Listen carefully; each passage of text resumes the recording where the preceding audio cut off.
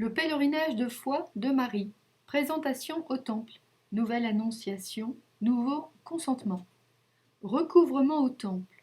Marie gardait tous ces événements. Cana, une nouvelle place dans la mission de Jésus. Qui est ma mère? Qui sont mes frères? Une confirmation d'authenticité. Au travers de ces étapes, Marie avance dans son pèlerinage de foi. Dans cette présentation au temple, il y a la rencontre avec Siméon. Et Jean-Paul II, dans Redemptoris Mater, affirme que la rencontre avec Siméon et l'affirmation « Et toi, un glaive te transpercera le cœur » est comme une nouvelle annonciation, un nouveau message de Dieu pour Marie, une nouvelle révélation de sa vocation en même temps que la vocation de son fils. Et on voit bien que cette annonciation qui va impliquer et demander de Marie un nouveau consentement va la diriger directement vers la croix, puisque son cœur sera transpercé d'un glaive quand elle sera au pied de la croix, et que l'offrande de son premier-né au temple est bien une référence immédiate au mystère pascal du peuple d'Israël et au mystère pascal de son propre fils. Jésus va rester à Jérusalem, laisser ses parents seuls, et c'est au bout de 3 jours, ces 3 jours qui sont une allusion des 3 jours au tombeau, que Marie va retrouver son fils au temple. Mais en retrouvant son fils au temple, c'est une nouvelle expérience de son fils. Ne savez-vous pas que je dois être aux affaires de mon Père? Et ici, Luc, au verset 51, affirme clairement que Marie gardait et méditait toutes choses dans son cœur. Ce qu'elle faisait déjà à Noël nous est répété ici. Marie, comme on l'a vu à l'Annonciation, laisse se balancer en son cœur les événements de sa vie dans l'évangile des noces de Cana. La seule dont on ne parle pas, c'est l'épouse. Et quand le maître du banquet interpelle le marié, il dit « Tu as gardé le bon vin jusqu'à présent ». Mais qui a gardé le bon vin jusqu'à présent? C'est Jésus. Et donc Jésus se présente aux noces de Cana comme le nouvel époux d'Israël. Et Marie est présentée ainsi en filigrane comme la femme, l'associée, la nouvelle Ève du nouvel Adam. Et les spécialistes de l'évangile de Jean n'ont pas manqué de voir le lien qui se fait entre ce premier moment où Jésus appelle Marie femme et ce deuxième moment où Jésus va appeler Marie femme au pied de la croix, au chapitre 19 de l'évangile de Jean. Donc vous voyez, à travers une épreuve et une difficulté, il y a un horizon intérieur de Marie qui s'ouvre et du coup une nouvelle place qu'elle prend auprès de son fils et auprès des disciples. Et là encore, cette étape de son pèlerinage de foi la dirige explicitement vers le mystère pascal. Qui est ma mère? Qui sont mes frères? Ce sont ceux qui écoutent la parole de Dieu et qui la gardent. Et cette affirmation de Jésus, loin d'être une mise à distance avec sa mère, est plutôt une affirmation publique de la source authentique de la maternité de Marie, puisque Marie a enfanté le Verbe a pris chair en elle parce qu'elle a accueilli la parole de l'ange dans la foi. Les différentes étapes du pèlerinage de foi de Marie ont pu la mener du premier consentement, le consentement de l'Annonciation, qui est un consentement à la parole, qui est un consentement à un projet de Dieu encore à advenir, à un autre consentement, un consentement de Marie à son Fils offert en victime pour le salut du monde, quelque chose que Marie ne pouvait ni concevoir, ni prévoir, mais qu'elle peut recevoir et auquel elle peut consentir. Donc vous voyez, ce pèlerinage de foi de l'Annonciation à la croix, de l'incarnation au mystère pascal.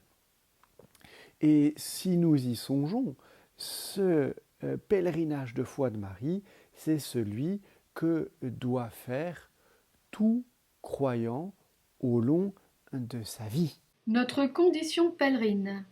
L'Église, peuple pèlerin. La condition de disciple est d'être pèlerin. Nous avons besoin de redécouvrir cette condition pèlerine. On l'a dit en parlant de l'Église comme peuple de Dieu. Le peuple de Dieu est constitué par la sortie d'Égypte et par la traversée du désert. C'est dans la traversée du désert et dans les épreuves de la traversée du désert que le peuple d'Israël prend conscience de lui-même. Et donc, l'Église qui naît à travers les eaux du baptême prend conscience de qui elle est à travers son cheminement dans le monde jusqu'à la Pâque éternelle. Celui qui est dit être disciple, c'est celui qui marche derrière. Venez derrière moi, je ferai de vous des pêcheurs d'hommes. Voilà, je ne résiste pas à vous citer un de mes pères favoris, un de mes pères de l'Église favoris, mais de l'Église contemporaine, Michel Audiard, un taxi pour Tobruk, deux intellectuels assis, iront moins loin qu'une brute qui marche. Et finalement, c'est peut-être quelque chose de la sagesse humaine qui nous dit que pour être disciple, il ne suffit pas de méditer la parole si la parole ne nous met pas en chemin. Et c'est bien cela l'Église. L'institution ecclésiale, la célébration ecclésiale, la célébration de la parole, la célébration des sacrements, la célébration de toute la liturgie, la célébration de la liturgie des heures, est là pour nous mettre en route dans notre pèlerinage de foi. La dimension mariale de l'Église et la dimension mariale de la foi sont là pour nous montrer l'importance d'être pèlerin. Le pèlerinage marial. L'exemple des apparitions de Banneux. Marie fait accepter de sortir de chez soi. Marie se fait pèlerine pour nous rendre pèlerins.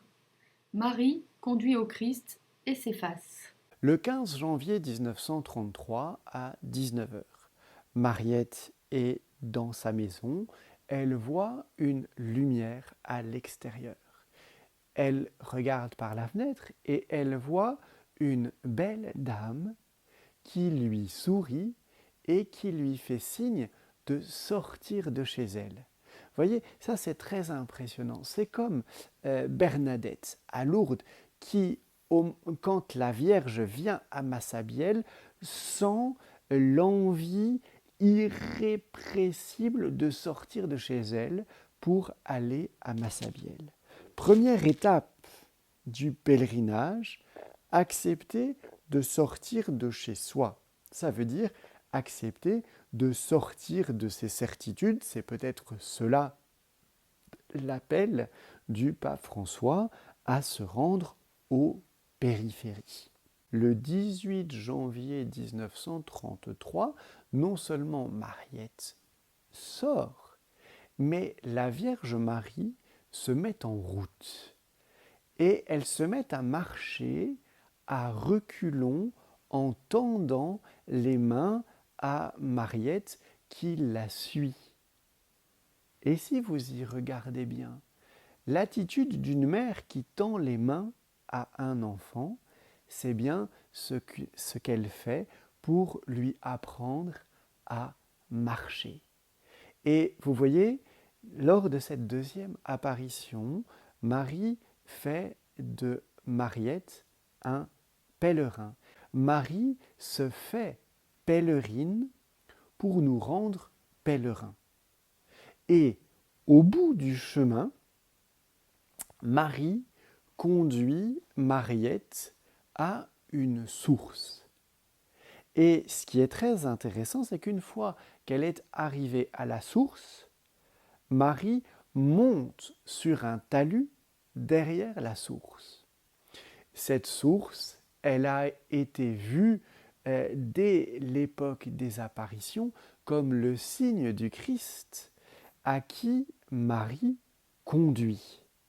Et voyez, c'est très intéressant, c'est quand elle a conduit Mariette au Christ, Marie s'efface. Marie, toute en elle étant prise par la grâce, elle ne peut que renvoyer au principe de sa vie et de son être, qu'est Dieu lui-même. Elle conduit à la source de la grâce dont elle est bénéficiaire, qu'est Jésus lui-même. Et c'est le sens, finalement, de la consécration à Marie. Marie se fait pèlerine pour que Mariette retrouve le sens de sa vie chrétienne comme un pèlerinage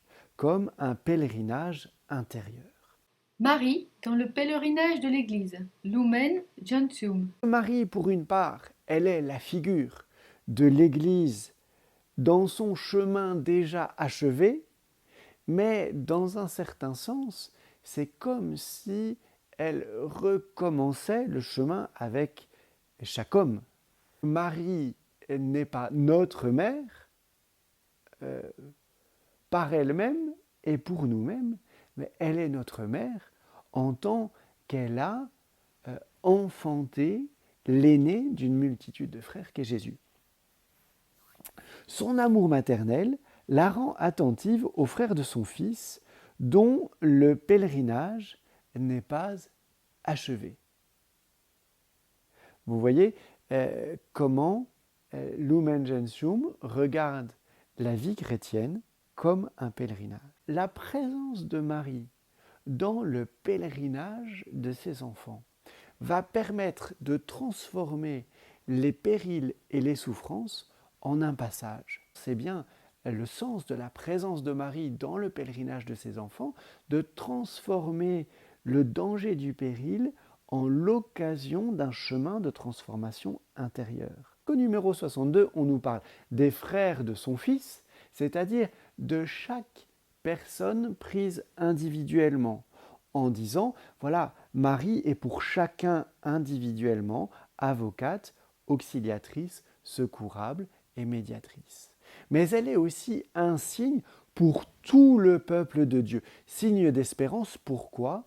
Parce que en Marie, la victoire est déjà acquise. Marie est le type et la figure de l'Église qui a achevé son pèlerinage.